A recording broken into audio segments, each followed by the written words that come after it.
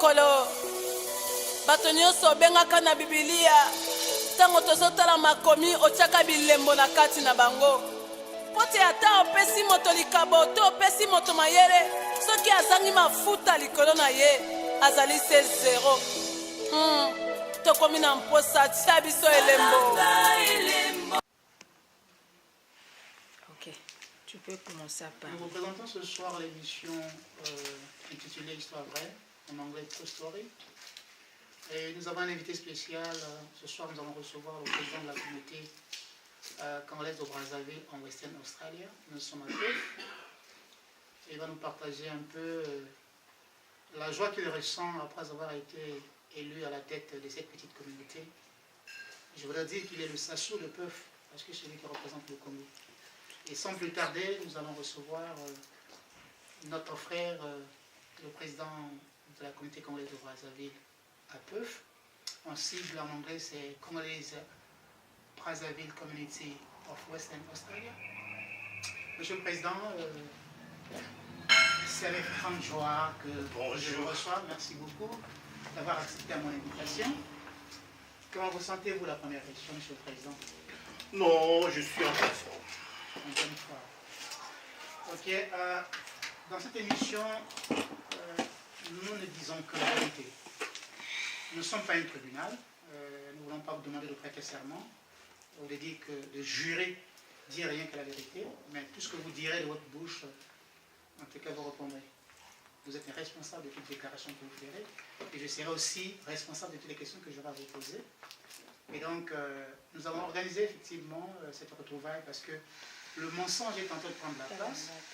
Alors, je crois que, pour ne pas répéter un frère de la RDC, un musicien célèbre qui disait que vérité, il y a qu'un escalier, il y a un ascenseur. Bon, je voulais porter une petite rectification là-dessus parce qu'en tant que chrétien, d'abord c'est une émission chrétienne, mais qui ne concerne pas seulement les chrétiens. Je voulais rappeler à ce frère, peut-être qui a mal interprété la pensée de Dieu, que la vérité est venue par Jésus, parce que la Bible déclare dans le livre de Jean, chapitre 14, verset 6, Jésus-Christ est le chemin, la vérité et la vie. Et le mensonge est venu par Satan, parce que la Bible déclare dans le livre de Jean, chapitre 8, verset 44. La Bible déclare que Satan est le père du mensonge. Donc ici, à l'émission vraie, nous disons la vérité. Nous avons donc en face de nous, au président de la communauté congolaise de Brazzaville, pas pour me répéter. La deuxième question que je vais vous poser, c'est savoir si vous êtes réellement congolais de Brazzaville. Oui, cette question, je veux répondre oui, bien sûr, je suis congolais de Brazzaville. Je suis né à Dolizy. Et Dolizy, c'est dans la région du Niari. Donc, je ne sais plus là où on peut encore trouver un autre Dolizy. Je suis congolais de Brazzaville. Dolizy, c'est pour référence, c'est mon français. Bon, ben, la politique parfois nous rattrape, je ne sais pas si vous avez une vision politique, parce que demain matin, président du Congo, et si vous êtes président de la communauté congolaise de Brazzaville à Perth, peut-être on ne sait pas le futur. On va vous appeler originaire du Rwanda, peut-être du Gabon voisin, ou peut-être, c'est pourquoi je voudrais effectivement poser la question de savoir. Donc je crois que ceux qui nous suivent sont effectivement convaincus qu'ils ont en face d'eux un Congolais de Brazzaville qui a été élu à la tête de cette petite communauté. La troisième question que je vais vous poser, c'est concernant effectivement la politique, puisque la responsabilité que vous avez est une responsabilité politique. Le 20 mars 2016, c'est passé les élections au Congo-Brazzaville où le général président Denis Sassou Nguesso a été réélu. Nous sommes à des milliers de kilomètres, on voudrait avoir vraiment d'une voix officielle en tant que président de la communauté congolaise au Brazzaville. Que pensez-vous de cette réélection? Parce que ça, il ne faut pas se le cacher. Et je crois que le peuple lui a fait confiance parce que ça fait 32 ans qu'il est là. Bon, et les élections du 20 mars, nous tous on suivait les médias. Le président général Denis Sassou Nguesso a été réélu à 61% de suffrage. Ça a été proclamé par la CENI. Moi, je n'ai plus rien à dire. Il est élu président de la République. Il est là. Et je crois qu'il a même prêté serment. Ah, ça prouve à suffisance que vous êtes le président de la communauté congolaise parce que vous êtes bien informé. Non seulement qu'il a prêté serment, mais il vient par les médias toujours en Afrique, il vient de nommer M. Clément Mwamba comme Premier ministre. Est-ce que vous êtes au courant de ça? Oui, je suis au courant de ça. Clément Mwamba est le Premier ministre de la République du Congo. Et on attend son gouvernement. Et que ça vous dit d'avoir Clément Mwamba, qui est un ancien, qui a travaillé avec le président Pascal Lissouba? Ça vous dit quoi d'être Clément Mwamba? Peut-être que le président lui a fait confiance. Est-ce que vous avez un point de vue à donner par rapport à cette nomination qui est spéciale, bien sûr? Bon, moi, personnellement, tu sais, si je peux aller un peu en arrière, si on voit Marien Ngouabi, au moment où il a voulu remettre le pouvoir à Massamba Deba, parce qu'il a eu confiance en Massamba Deba, parce que Massamba Deba, c'est un gestionnaire. Et il a voulu lui remettre ce pouvoir pour qu'il gère le Congo. À mon entendement, peut-être le président Sassou Nguesso a eu confiance à Clément Mwamba, parce que Clément Mwamba, c'est un gestionnaire. Il a géré d'abord la BCC, si je ne me trompe pas, ou l'UCB comme ça. Il était le patron de l'UCB, Clément Mwamba. Ah, ok.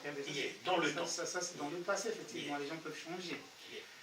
Monsieur Yves-Jean-René Moutis-Nicalade, votre question qui me vient à l'esprit, c'est une question spirituelle. Je crois que vous êtes chrétien. Nous avons toujours, pas pour polémiquer, parce qu'en fait, en tant que serviteur de Dieu, je crois que la polémique n'est pas du royaume des cieux. Dans notre royaume, nous partageons. Un partage sur quelque chose de spirituel.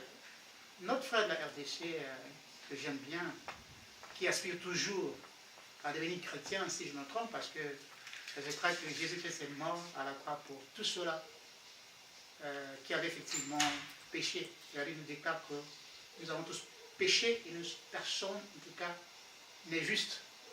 Nous avons tous été privés de la gloire de Dieu, mais c'est à cause de Jésus-Christ. Alors, une découverte qui m'a fait une surprise, le frère Antoine Topher-Lomide, une chanson, 13e apôtre. Ça vous dit quoi? Alors que la Bible nous enseigne qu'il y a 12 apôtres. Kofi Olomide, s'il s'est autoproclamé 13e apôtre. Non, il ne s'est pas autoproclamé, mais c'est le titre de la chanson 13e apôtre. Oui, 13e apôtre. C'est lui le 13e apôtre. Ah, ok. Merci pour l'information.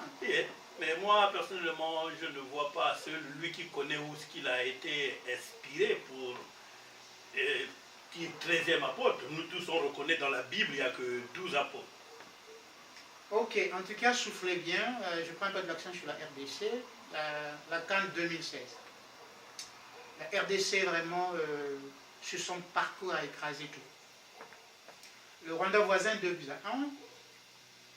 Avec le Mali, c'était, je crois, 3 buts par là. Et le Congo-Brazzaville voisin a eu 4-2. Est-ce que ça vous... c'est pas un nettoyage? Parce que le Congo de 1972, avec Jean-Gilbert Foutou et Joseph Gabiou, mais aujourd'hui, on ramasse 4-2 devant les Léopards RDC. Bon, mais moi, personnellement, l'histoire du football congolais, à bien voir le Congo-Brazzaville et le Congo démocratique, c'est difficile de voir que le Congo-Brazzaville puisse battre les Léopards du Zaïre. Ça a été toujours là. Si tu vois une fois à Brazzaville, les Léopards a battu le Congo par quelque chose de 5-2. Et on avait même, le public avait même tapé les joueurs du Léopard.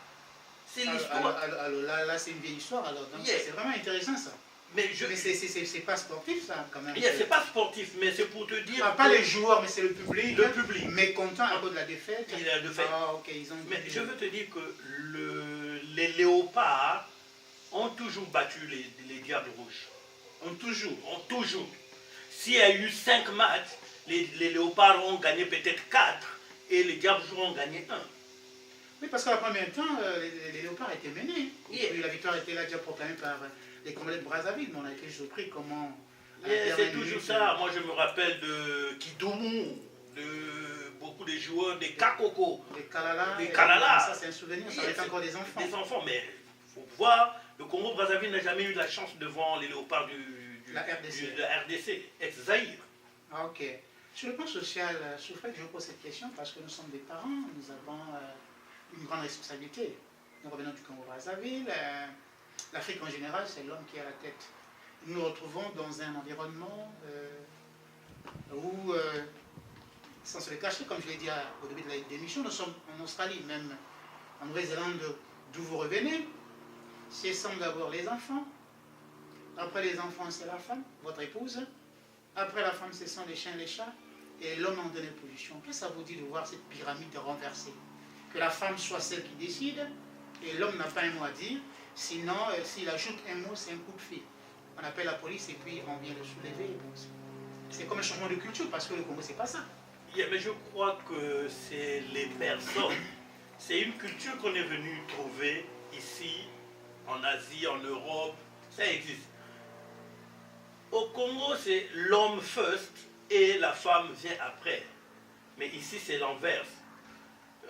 Il y a un adage français qui dit, si tu arrives chez quelqu'un, s'il danse d'un pied, tu dois danser d'un pied aussi. On est contraint d'assumer ça comme ça. Est-ce que c'est pour dire que vous acceptez que votre belle épouse, Imam Moukis Moukala, puisse prendre la première place ici? Ou bien vous gardez votre culture parce que... Je garde ma culture, je suis le chef, ma femme me seconde. La décision, et les enfants et les animaux après. Moi, je prends une décision et ma femme peut me dire quelque chose ou amender quelque chose. Avant de prendre la décision, je demande d'abord à ma femme. Et la dernière... Mais quand, attendez, quand vous dites ça, ça veut dire que vous régnez votre nationalité néo-zélandaise. Parce que la loi néo-zélandaise ne permet pas que l'homme soit le chef, le seul coq qui chante. Yeah. Mais j'espère, lorsque nous sommes arrivés en Nouvelle-Zélande, pour une première fois, on était interné, caserné quelque part, excusez-moi le terme. C'était pas à Manguéré. On nous avait dit, malgré tout ce qu'on vous dit, mais gardez votre culture. Et je continue à garder ma culture. D'être le lion de la forêt, le chef coq. Ça, personne ne peut m'enlever ça. Ok, ben en tout cas, merci. Nous sommes vraiment très édifiés par rapport à votre réponse. Vraiment, je doutais, ben, je réalise maintenant que vous êtes Congolais de Brazzaville parce que vous gardez votre culture. Merci. C'est bien d'être fier vraiment de ce qu'on a. Je voudrais effectivement aborder un sujet concernant votre élection à la tête de cette communauté congolaise de Brazzaville, à Perth, en Western Australia. Quels sont les projets que vous avez pour la communauté par rapport à votre mandat, parce que vous avez un mandat? À moins que, je ne pense pas que vous allez faire un référendum pour changer la constitution de votre bureau, ou bien de votre... Loin de là, loin de là. Yeah, moi, avec mon équipe, je demande d'abord merci à ces Congolais qui m'ont fait confiance d'être à la tête de cette communauté.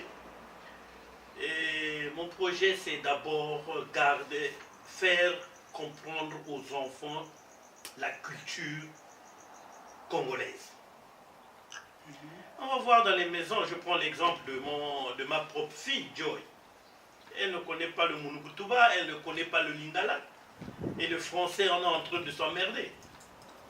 Mais là, je préférais que je puisse amener cette communauté à éduquer d'abord les enfants. À les garder dans la tradition. Dans la tradition. Dans la culture congolaise. Dans la culture congolaise. Ouais, ça, vraiment, c'est notre premier objectif. C'est d'abord ramener les enfants à connaître, de rester dans la culture.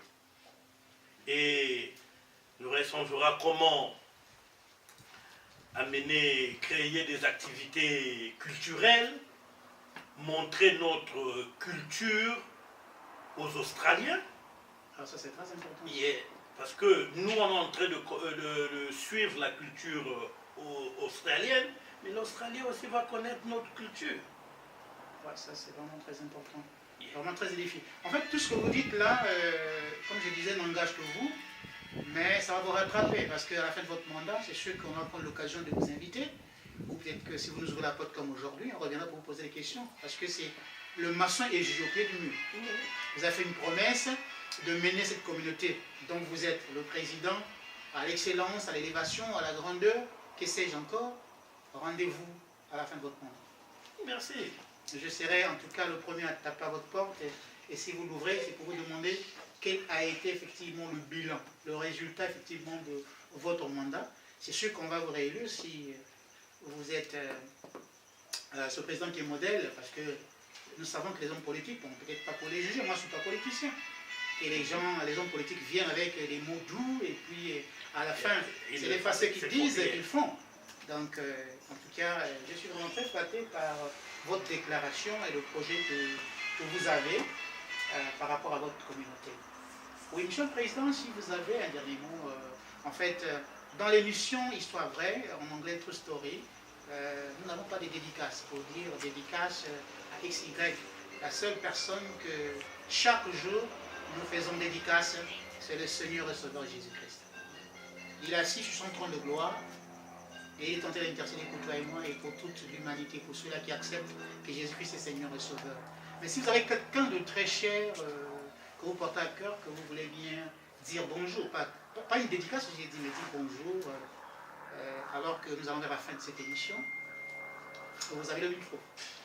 Oui, personnellement, je vais dire bonjour à mon très cher grand frère, le colonel Moutis Mikalad Parfait, qui est en France avec sa femme Nelly, sans oublier la petite Grâce, et mon grand frère aîné qui se trouve en Belgique, Ange Moutis Mikalad, et sa femme Françoise, et sans oublier ses 3 enfants. Et que je veux aussi dire bonjour et saluer mon très grand chef, le général Ouba Pierre. Non, attendez, ça c'est... Qu'est-ce que vous voulez dire par mon très grand chef? Est-ce qu'il y a des chefs qui sont grands et d'autres qui sont petits ou pas? Oui, j'ai dit il y a d'autres chefs qui sont mauvais et il y a d'autres chefs qui sont bons. Le général Ouba a été bon lorsque j'ai travaillé sous ses ordres, et le colonel Makosso Alendela, tous à Brazzaville. Vraiment, je les salue et puis je leur porte à cœur. Ben, c'est bien de dire que mon chef a été bon. Quel est le bon souvenir que vous gardez du général? Vous avez dit général... Général Ouba Pierre Ouba. Quel est le bon souvenir alors qu'il a été à la tête? Je ne sais pas si c'est dans votre corps ou... Il était le directeur général de la police nationale. Pendant que vous étiez, c'est donc votre background, vous êtes policier de... Je suis policier de carrière. De carrière, ok. D'accord. Et j'ai travaillé sous la tutelle du colonel Alain Makosso. Okay. Et tout ce que le général... Bon, j'étais un cofondateur, pas cofondateur de l'AS Police, mais j'ai supporté l'AS Police depuis sa création. Et j'ai vu les œuvres du général Ouba par rapport à cette équipe. C'est pour cela que j'ai le porte à cœur, parce que j'aime le sport. C'est comme aujourd'hui, je veux saluer le colonel Ayayos de ce qu'il a fait dans Léopard à Dolisie. Voilà les gens qui pouvaient faire monter le football congolais. Ah, ok. Mais c'est donc une interpellation. Je crois que le nouveau gouvernement, le Premier ministre, si seulement il peut voir cette interview, je crois qu'il prendra acte de votre déclaration. Vous avez dit le colonel Ayayos. Ayayos. Yeah. Et qu'est-ce qu'il a fait de spécial dans Léopard de Dolisie? Mais à Léopard de Dolisie, si vous suivez bien les nouvelles du sport congolais, vous allez voir comment le Léopard de Dolisie est parti de rien et je vous dis que Léopard était sorti champion du Congo. Ah, ça c'est une bonne chose. Ça, une bonne champion chose. du Congo. Il est parti même jusqu'à jouer les trucs d'élimination de l'Afrique pour les clubs champions des clubs d'Afrique là. Okay. Et le colonel Ayayo, ça fait des salaires aux joueurs. Moi, et des primes aux joueurs. Moi j'étais très jeune quand j'ai vu Léopard jouer à l'époque du président Nimitati. J'étais encore à l'époque primaire, je crois. J'ai me souvenir des grands joueurs comme Dolido Madzingu. J'ai plein, je ne peux pas me souvenir. Ok, merci pour la dédicace, pour avoir dit bonjour. Je veux aussi profiter... J'ai pas fini. Ah, la liste est longue alors? Non, elle n'est pas longue. Je salue mes enfants en Nouvelle-Zélande. Ah, ok. Orphée, René, Michel Archange. Et sans oublier ma femme Emma Muketo et Joy Archange. Et je salue Sam Mouitis Mikalad. Merci. Merci, Monsieur le Président, pour nous avoir ouvert la porte de votre maison. Nous voulons effectivement terminer ces moments avec comme une annonce.